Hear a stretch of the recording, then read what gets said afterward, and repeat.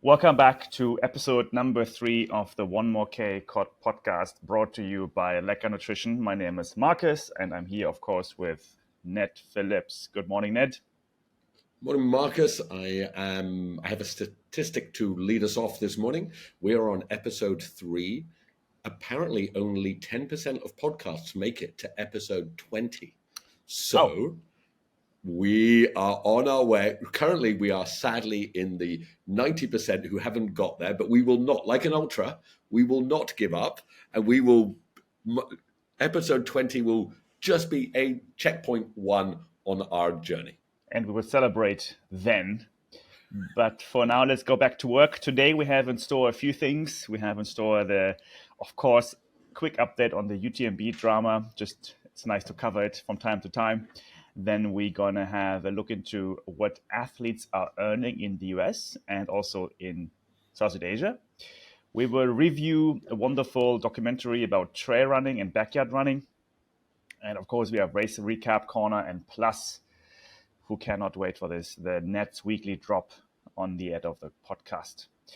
Let's kick it off. So back to our UTMB drama. I mean, actually, I thought we should not cover it too long because it also at some point gets too dramatic. But we had our beautiful friends at UTMB coming out with a statement. Have you read the statement, Ned?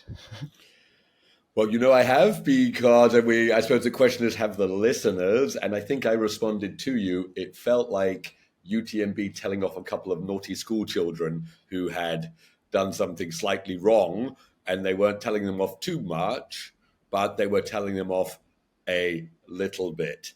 I would say the tone of this letter could have been better, and I think I'm being generous. That's true. It seems like a good PR campaign. I do think that they tried their best. I do think it's nice that they have met at least or virtually have met with Killian and Zach. But it definitely was rather a bit of tiptoeing on both sides. Have you actually then read also the statement from Zach and Killian afterwards on Instagram? I read Killian's response, which was much better, was Killian's not a company. So Killian can say, well, he is new normal, but he is not a company in the same way. I suppose the point it came across to me, it really felt like, they were, it was often Killian and Zach were reminded. You never say that in the real world. Killian and Zach were reminded. You don't remind them in that term, right? Whereas Killian's was just like, hey, look, everyone's trying to do their best. Things get hard. It's okay. Move these things forward. I don't know. I mean, I sadly think that, UTMB wins. They'll carry on doing their stones and they'll stamp on other people. And not because they want to. It's just because they're private equity. And we talked about that last week. And they'll get bigger. And, Killian and Zach will get older. And, they'll make up and kiss and make up. But it will always be a little fractious.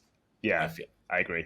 I'm just sharing here also Zach's Instagram post quickly for the one watching on YouTube.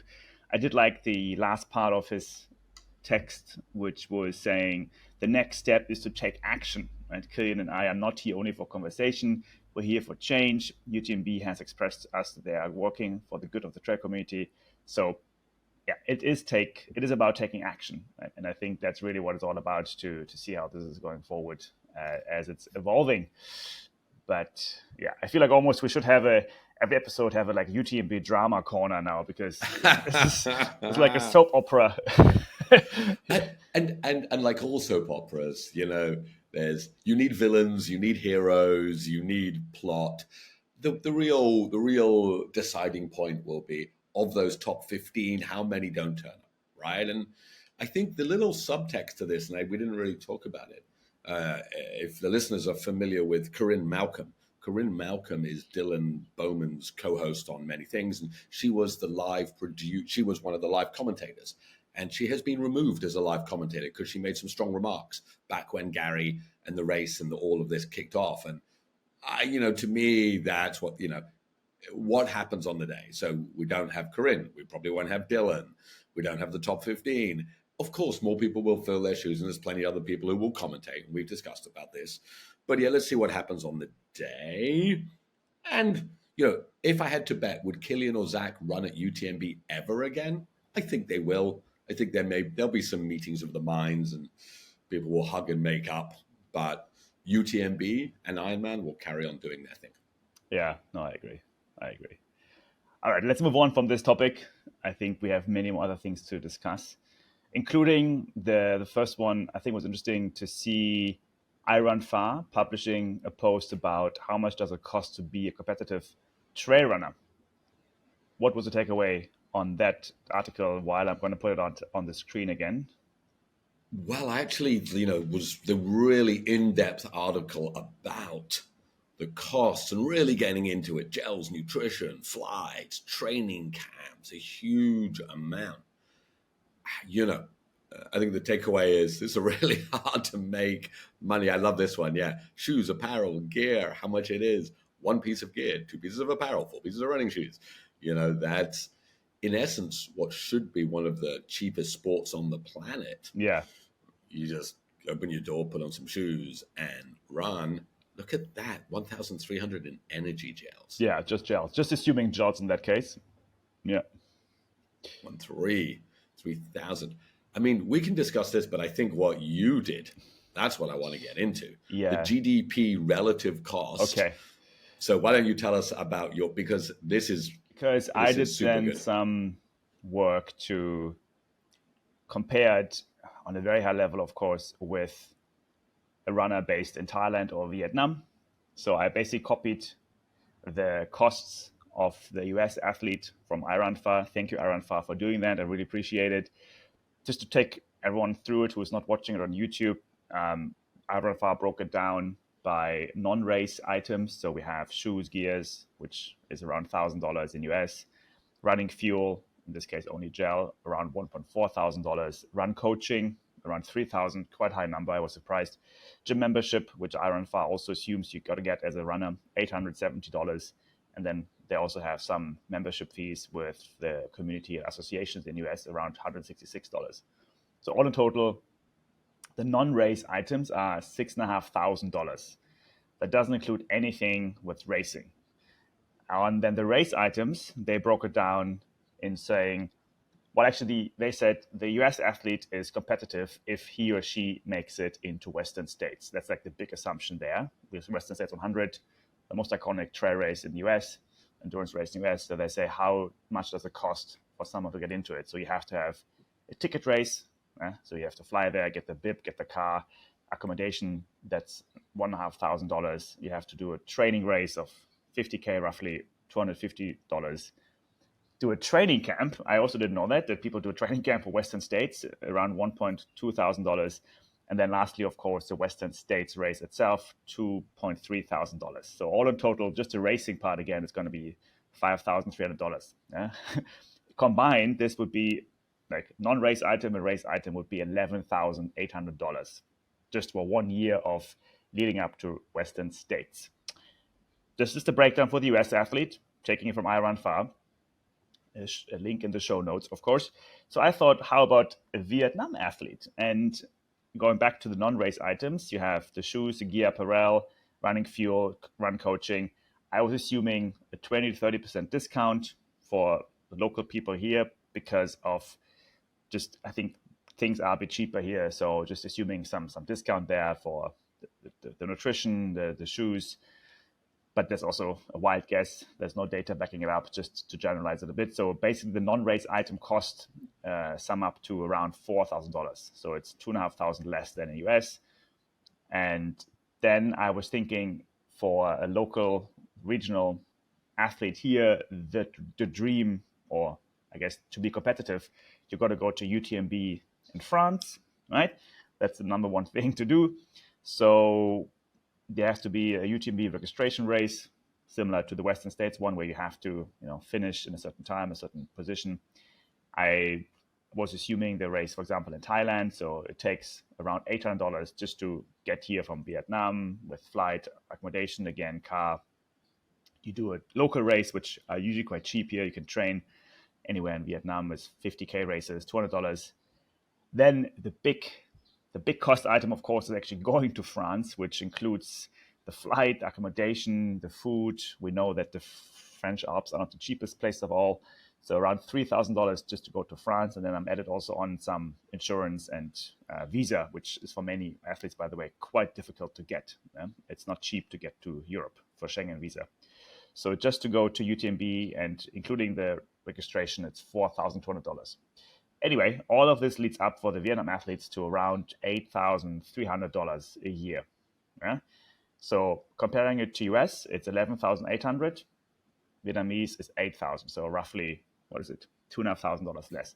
However, I thought, how about doing in GDP per capita adjusted? And we know that US has a high GDP per capita of $70,000, in Vietnam of $3,700. So the final number, I think that's what we're waiting for. The US is $11,800. Vietnam is $155,000. Can you imagine that? I That had to stop. I had to stop what I was doing and read that a few times. Right.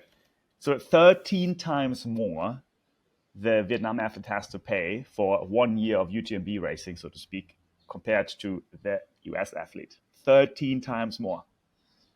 I think you may be the only person who's done this actual calculation, partly because that article just came out.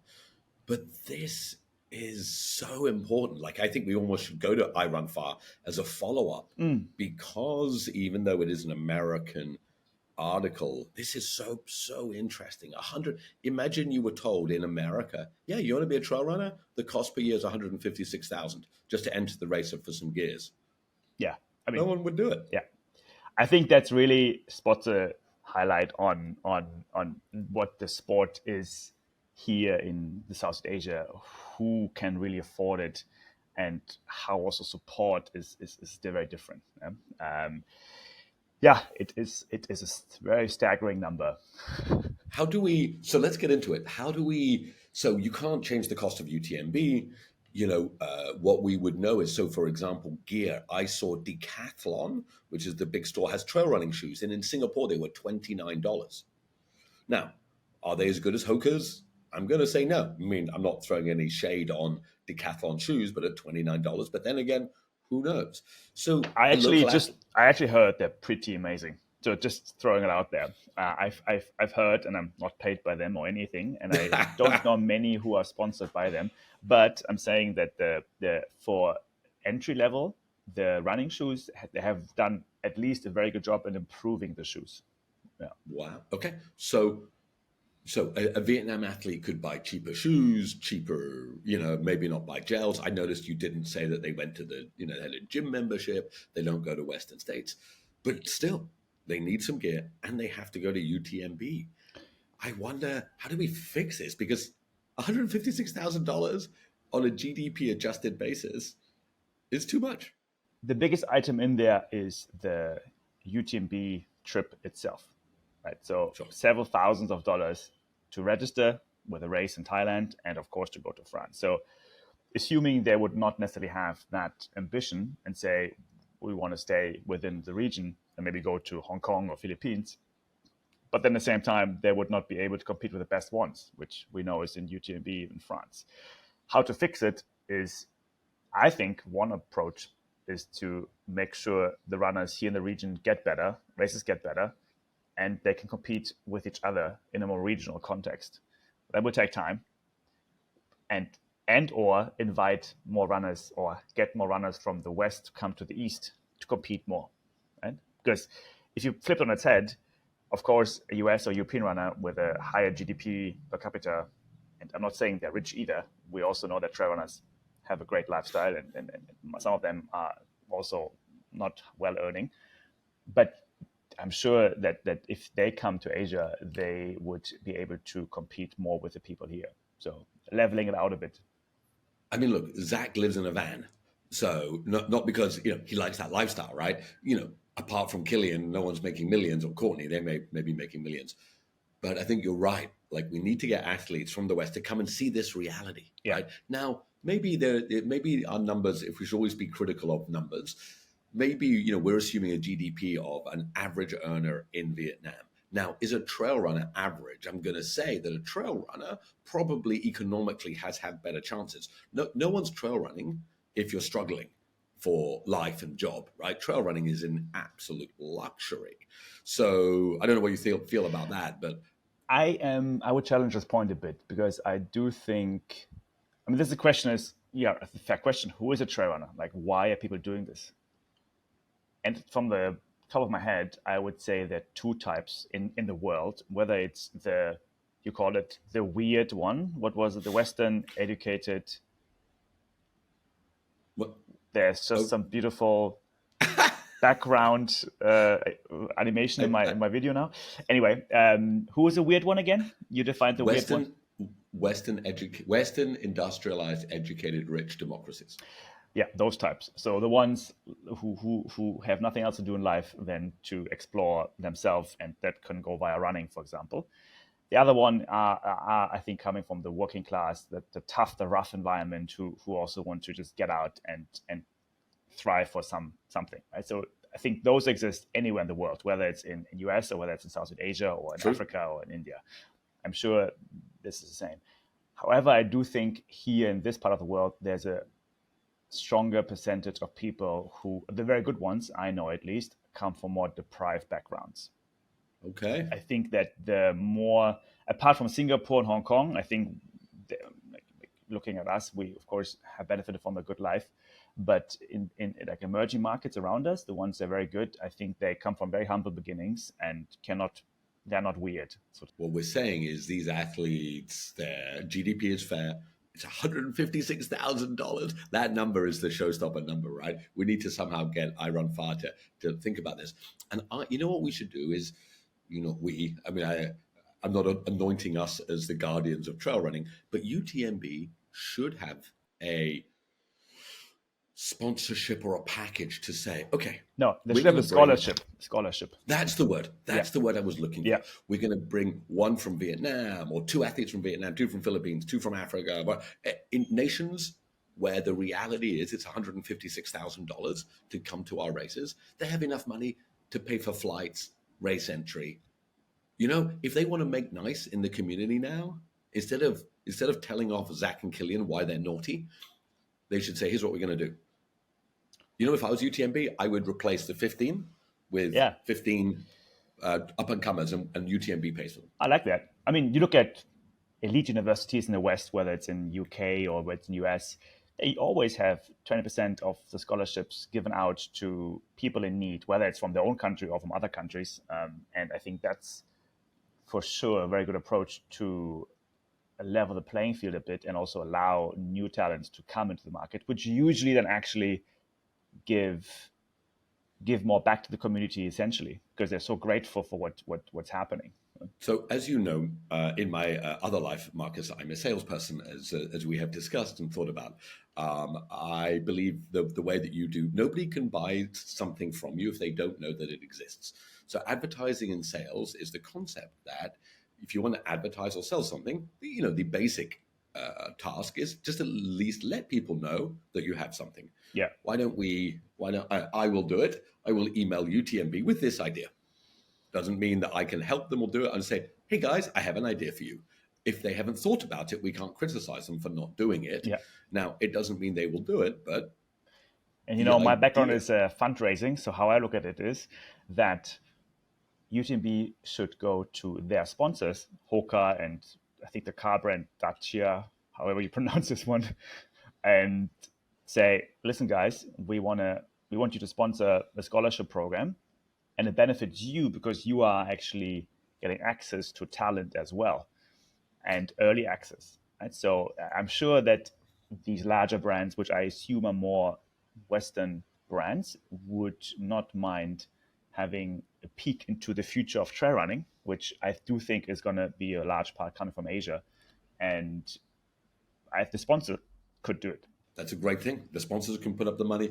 You know, yes, it is money, but it's a few thousand. Now, I know there's other costs with sponsoring and there's more that goes into it, but it's a great point. Yeah. And imagine Hoka or someone found. I hate the word found. It's quite a colonialist term, but they had found an unknown up-and-comer, paid a few thousand, and they went top 10 or top 1. And let's face it, this year it's never going to be easy to go top 10 in UTMB because the top 15 might not be there.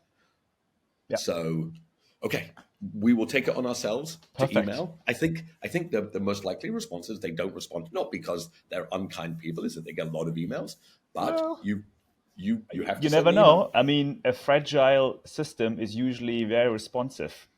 So, Interesting. so I do think that if you push the right buttons, you might be able to get a response.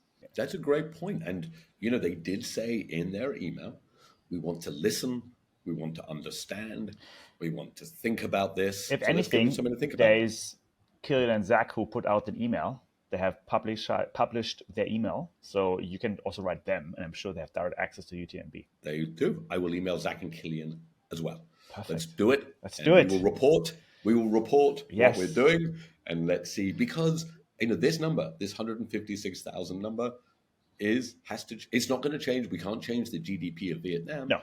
But we can change the relative cost by Yeah. providing scholarships and other ways for athletes Yeah. to grow in this sport.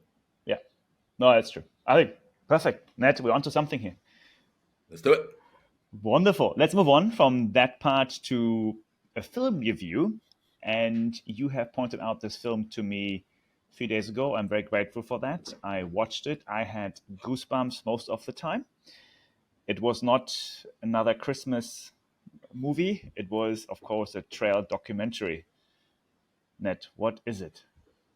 Breaking Point, a Dead Cow Gully documentary. The best running documentaries, I feel, are documentaries. Now, Marcus, you're clearly a runner. I'm a runner.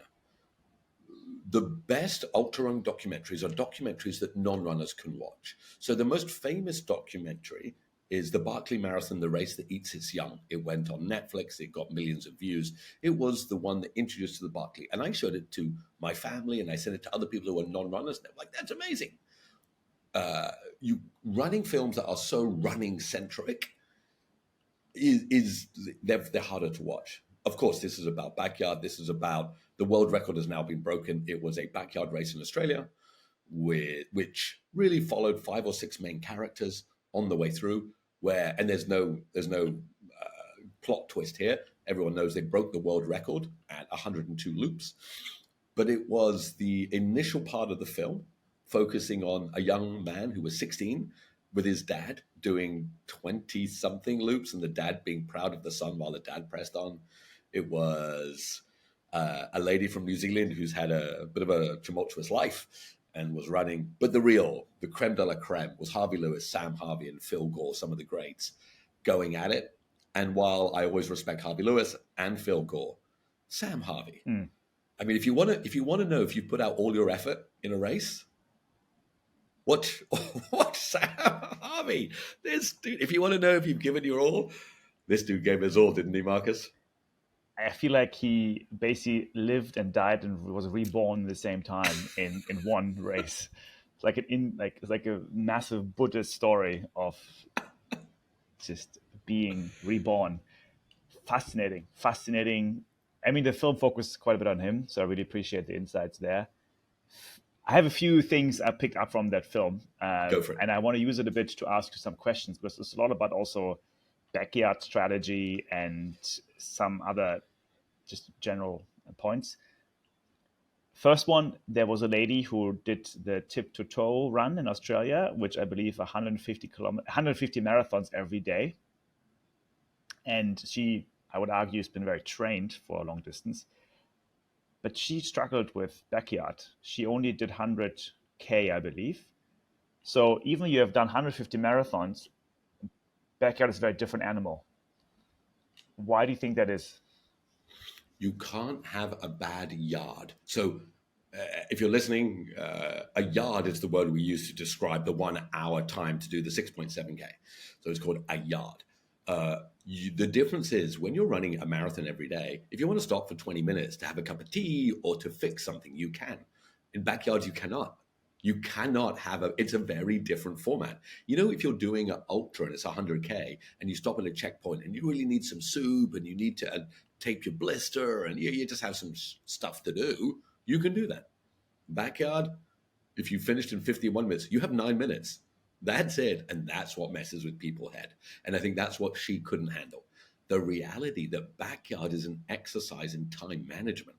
It's an exercise in understanding. You have 9 minutes. So I have done 4 backyards, but I've done about 60 or 70 yards in training. So I calculated I've done about 120 yards in my life. So that's 120 times I've practiced that 9 or 10 minutes in between getting ready, standing up, what to do, sit back down.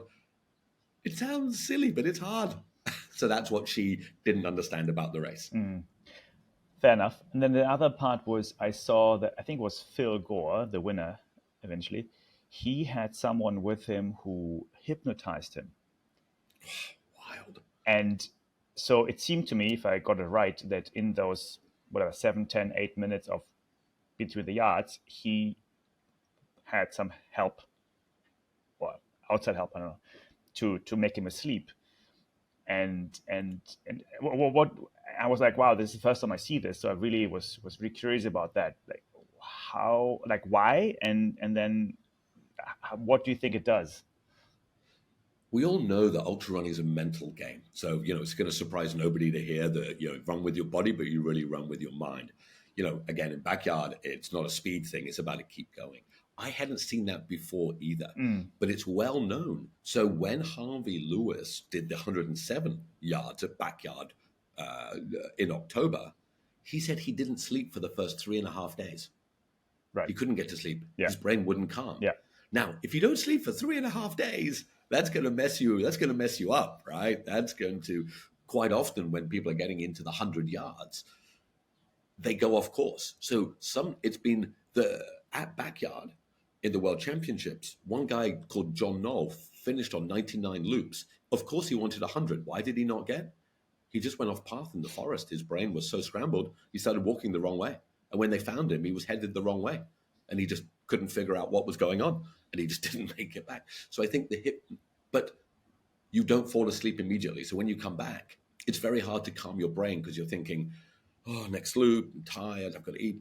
So that was the ability, even 5 minutes sleep. And Courtney talks about this. When Courtney's doing FKTs, she says 2-3 minutes sleep will reset your brain for a few hours. So the hypnotism, I think, was the ability to get all of his thoughts out. It was great, that little bit, wasn't it? It was amazing. That Phil was sitting there and the guy was talking at him.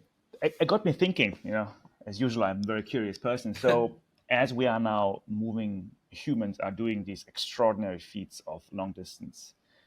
Will we see an increase of new techniques adopted from other mental performance coaches that will be used more and more in running now? Because as we are going to 100 yards, 500 kilometers, 1,000 kilometers, I think we will see extraordinary things soon, even more. What else can we expect to see that has been practiced in other parts of humankind to really make sure that our mental game is up to speed and we are able to do even more? Have you heard of the guy Sri Chinmoy? I have not. So Sri Chinmoy was an Indian guru who believed running was the path to self-transcendence. He has a race in New York, which I'm smiling, so you're going to know it's going to be a pointless looped race. It is a 3,100-mile race around a 0.6-mile block around in somewhere in the upstate New York. You have to run 60 miles a day, every day, around this same block in a normal neighborhood for 60 days to become self-transcendence, to remove your thoughts from your brain. So 5,000 kilometers around the same 0.6 of a mile loop in a busy street endlessly. I think, to answer your question, yes, there's going to be ways to reimagine the brain. Now, whether that's through... Okay, so the answer is yes. Here's a question. I didn't think I'd be asking this question first thing on a Wednesday morning.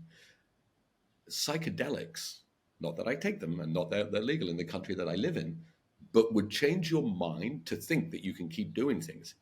I wonder whether they should be banned in ultra, because changing the state of your mind to carry on is important. So you talked about what techniques could we use. I All wonder where right, it could let go. me dig into this a bit more because I have a personal experience here, not on the psychedelic front with trail running, but on the front of meditation. So I guess we're taking a bit of a detour now. In 2018, I decided to do a so-called 10-day Vipassana course.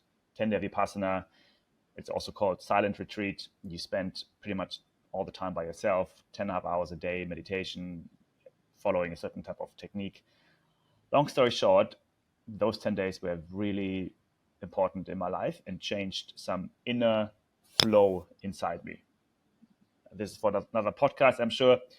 But why is it relevant for trail running? I saw a very different approach to my thinking, which also impacted trail running. I was able to look at 100K very differently than before. And I'm quite a rushed and impatient person, which doesn't necessarily serve you well in long distance running because you just start too fast, you do wrong nutrition.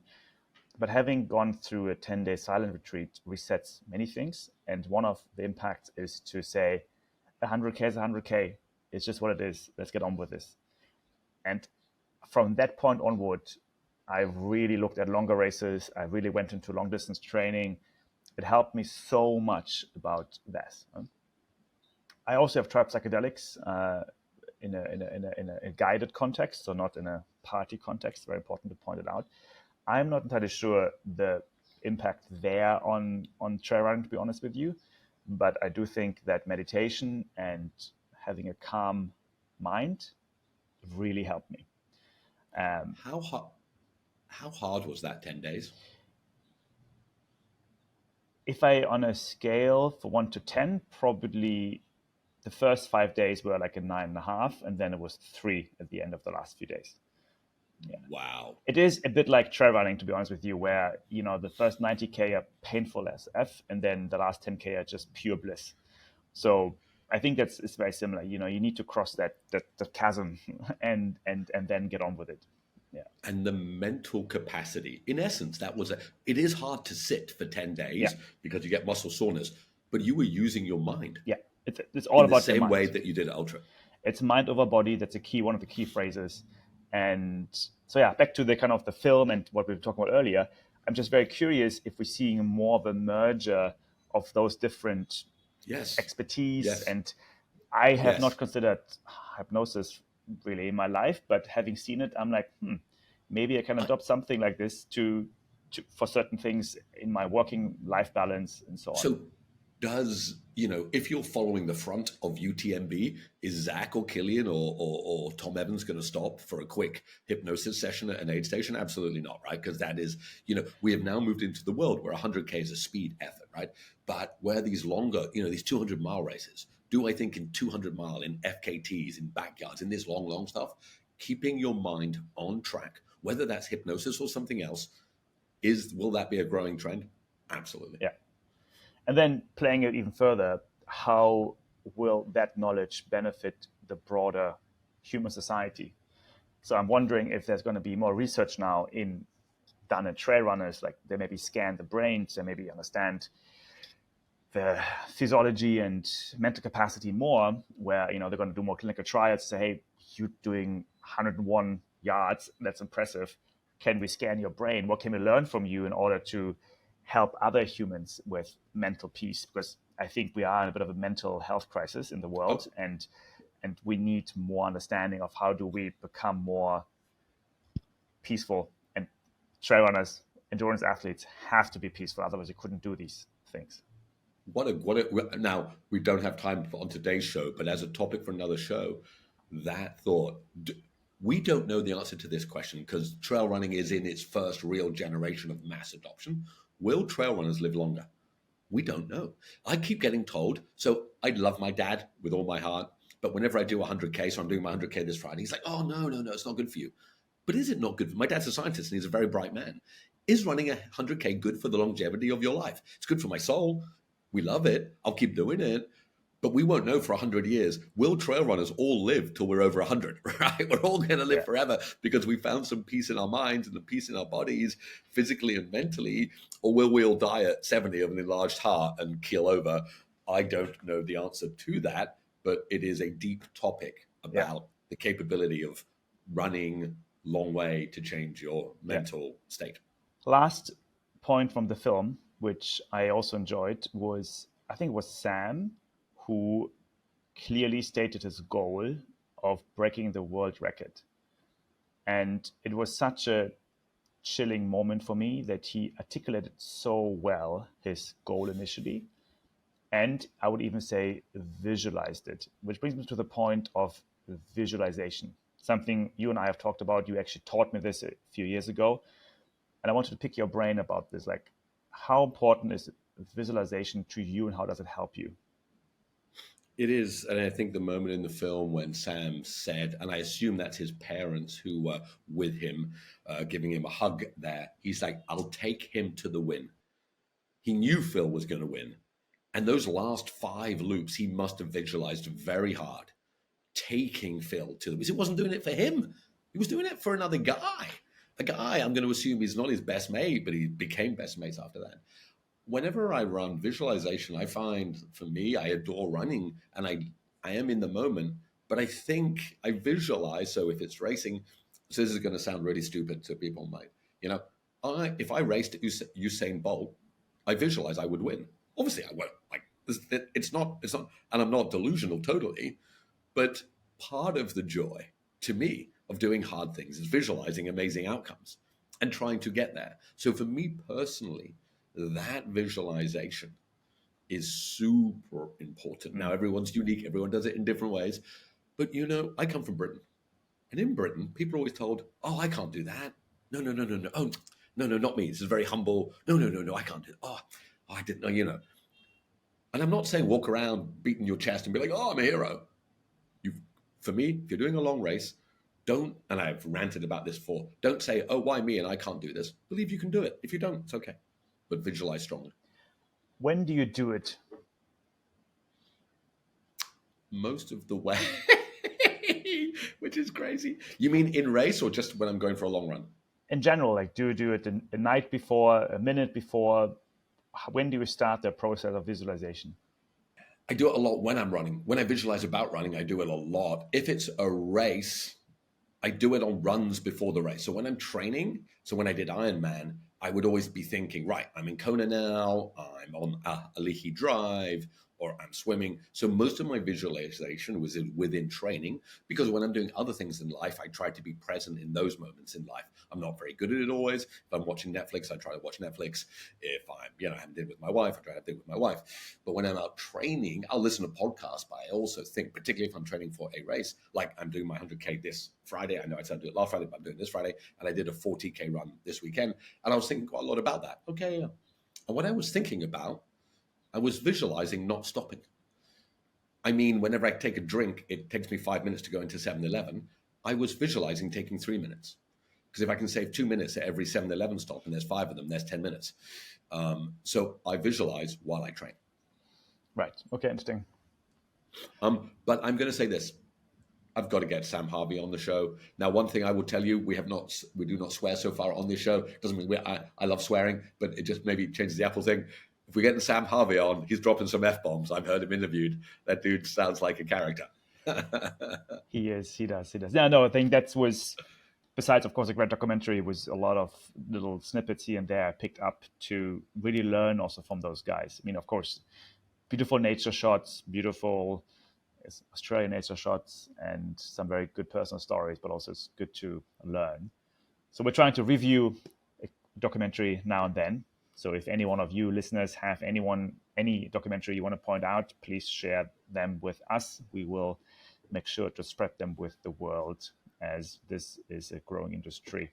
I already have a few others for next weeks to discuss with you. Good. I tell you what, we'll do this. Marcus. I'll choose a documentary 1 week. You choose it the next week. So next week it's on you. Wonderful. Then we're coming already to our race recap corner, where we have a few races to discuss. But first and foremost, I thought let's kind of look into the race calendar, which you shared with us, which is on ultrarunning.com. And I looked into the past few races and the next few races on this calendar, which covers arguably most of the American races. And I was really astonished, or to be honest with you, by the amount of small races. So looking at the result list from the last 2 weeks, most of the races had 17 participants, 15, 20, 30, 50. I'm like, oh my God, this is such a amazing community in the US where these races are covered online and only have that many participants. Where I think in this part of the world where we are, a trail race usually has at least 1,000, 5,000 participants now. Otherwise, it doesn't make commercially sense. So also that for me was a bit of a difference in races there, how participant numbers are changing. Secondly, before we go to any particular race, I did a bit more work again to compare the cost of race entrance fees across US, Europe, and Asia. And you can, again, if you're watching online, you can see here my screen where I'm sharing I picked, I guess, most iconic, most known races in each of these regions, US, Europe, Asia. The prices are USD and Euro, USD. I didn't do the conversion, but you get the point. For me, interesting that in US, actually, Western States, Hard Rock, and Leadville, the each 100-mile race, assuming early bird entry, was almost all the same price. So it seems like that the industry has grown quite a bit already in US, and the pricing has leveled itself out and become quite similar across all these three major races. Badwater is a bit of a strange one with a lot of money involved because I think it's a very extreme race. So it's a bit of an outlier there. But in general, it seems like that the top races have all the same price. Do you think that's a fair observation for the US? 100%. And it's amazing how close that is at the $450-ish mark. It's surprising. Maybe I wonder if they call each other and say, what should we set the price at? But it's, that to me, 400, again, unless you're from a low GDP country, it's not cheap, but it doesn't seem absolutely outrageous. It's quite socialist in that sense. which tells you maybe about the community in US as well. Like, let's be fair to each other. Let's do the same pricing. It's probably not as cutthroat as in other parts of the world. Where I'm moving to Europe, I saw a bit of a different trend there. Again, Europe is a bit of a more clustered countries, so it's not as easy to pick the top races. So I took UTMB 100 miles, Tour de Jean 330, Transgran Canaria, Madeira, Spartathlon, and the range is actually quite high, I would say. So it's Madeira and Transcanaria, 150 euros, which I assume also they're on an island, so people have to fly there. Tour de Jean, the number I could find was around 800 something euros. UTMB is 430 euros, Spartathlon 950 euro. So the races are a bit different in its nature, but also the pricing is quite different there too. So, and look, Tour de Jean is obviously much longer. Yeah. So you're paying to be out there longer. Yeah. Maybe at another point we should look at cost per K. Not that anyone really cares, but if we're digging into it. I was hoping you don't say that because I thought about it. And I just I was last night. I'm not going to do this right now. Yeah. But you are picking it up correctly. I do think I will continue this and do it per K or per mile and see how the costs are changing. Moving to Asia, also, I think there is quite a wide range between Hong Kong 100, UTMB in Thailand, Vietnam Mountain Marathon, Rinjani, Mount Fuji in Japan, and then MMTF, another Malaysian race. It varies quite a bit, right? So Mount Fuji is $678, where Vietnam Mountain Marathon is $189. So it's $500 difference. And so it seems like that in Asia, the race entry varies much, much more. But I would say UTMF is more iconic, right? It's been around longer. It's a bigger race. It is UTMB-ish. It's Mount Fuji. Japan's not as expensive anymore because just economically it has changed. But it's a good point. You can race better in Asia. But then in the same way that we said it's expensive for Vietnam athletes, if somebody from America wanted to race Vietnam Mountain Marathon, the entry fee is nothing but the flight's $1,000, right? So relatively makes sense. Anyway, we love data here, so we are digging into this. And I do like to do some research as well. Is there any race you want to highlight from last Not weekend? not really. The only thing is when I would look through the race calendar, I was looking and I brought up that calendar I sent you. I was scrolling through races this upcoming weekend, February the 3rd, and I just kept scrolling and scrolling and scrolling and scrolling. And I was like, what? Just to say, you have the amount of races you can race anywhere in the world is endless. Great to see, exciting to see. You know, you will never run. look at this. If you're not on YouTube, Marcus is scrolling through page after page after Black page. Toe Run. That sounds fun. Elephant The Black Mountain Toe. Run. Yeah. It is. I These are mean, all, they're all only American races, I believe. Yeah, they're only in America. So this doesn't yeah, cover anything else. but that, you know, but I think we can summarize it by saying there's a lot of races. You're never short of race choice. Yeah, that's true. That is true. I mean, I think in this part of the world there was the Oman Desert Marathon, which looked quite fun. I looked into this a bit. Then we had something happening in Cambodia, the Angkor Wat Trail Marathon. I had some friends racing there, but this is just a. I also there was a race in, of course, in the Philippines. I saw a lot of things going on. It's Good to see. doesn't stop. Good. I think quickly on your 100K. What's your plan for Friday now? So it is confirmed and set and done. I missed it last Friday because I had a work call in the evening, so I moved it. But it was all set. I am leaving at 5:30 p.m. on Friday. I have 14 hours to arrive by 7:30 a.m. at the East Coast Park. I'm doing one big loop in Singapore, starting and finishing at East Coast Park Run for 7:30 a.m. I hope to finish exactly at 7 a.m. to give me half an hour. I have asked lots of people, if you listen to this podcast, guess my time. Whoever's the closest wins Lecka bars, the number of minutes it takes. So if you guess 29 minutes and I run 29 minutes, you get 29 Lecka bars. The deciding point is, can I break 30 or not? That seems to be the bone of contention. I believe I can. Some dear friends believe I can't. Some dear friends believe I can. I will put it all down and we will see. I will see you on Friday in Singapore and on I look Saturday. forward to it. Yes, I can't wait to see you. I'm excited. You can pace me to a fast time. Yes, let's talk about that on Saturday. Let's do it. Let's see.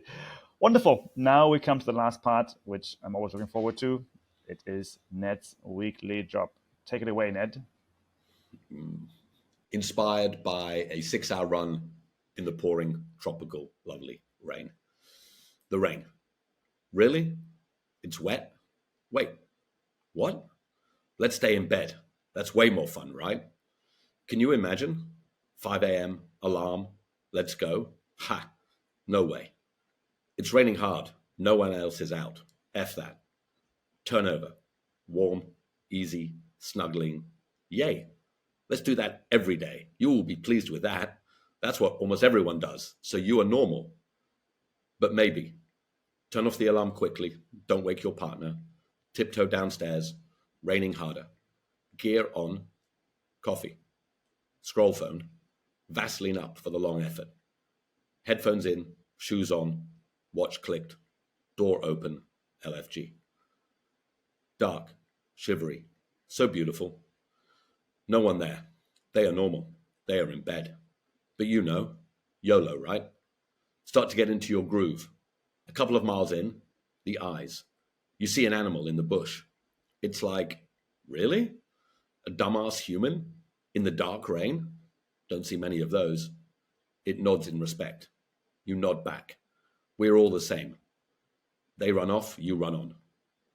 An hour goes by. You have seen just one other person. They nod like the animal. Who cares about all the shit in life? We're out here in the rain, doing what we do best. Running, like a wild human. You smash a big puddle. It splashes back. Huge smile. Kid-like. That's right. This is it. You speed up. Tunes thumping. You are flying. Huge smile. The trail dips down. Arms out. You slip. Fall. Or not. Who cares? Soaking. Muddy. Free. Exhilarated. And it was all there. For you. Because you got out of bed in the rain. That's what life tastes like. Or was it just a dream? Stretch. Wake up. It was sunny. You just dreamt it. Get out there. Ned. Thank you, Ned. I hear feedback from the community that people really enjoy those drops. So the drops of inspiration and wisdom coming right away from you. Thank you. They come, I run, I think, I write them down, I send them to you. That is that. Again, we also always welcome anyone else to drop their wisdom. We are ramping up the show as we speak. We are excited about more episodes to come. We will open up to guests at some point when we feel the flow is right, and we are evolving this podcast adventure like any other trail run. Thank you so much. We are on number K3, and I'm not going to say this is a 100K race. This is a backyard. We're never stopping, Marcus. We're in this. This is it. Yes, we're both doing it together. I'm your assist, you're my assist. Who knows? You can't drop out, man. You can't Exactly. drop out if you're an assist. You can't drop out. It's not allowed, right? This is it. We're doing this. All right, everybody, thank you so much. We appreciate it, and we will see you next week. Please subscribe to our newsletter. It's on the website, onemorek.com. We are on Twitter, onemorek, on Instagram, onemorek. We are on all available platforms. And if you like us, subscribe also to us on YouTube if you want to see our faces a bit more. Thank you, everyone. Have a good week and weekend ahead. Take care. Thank you, guys. Take care. Bye.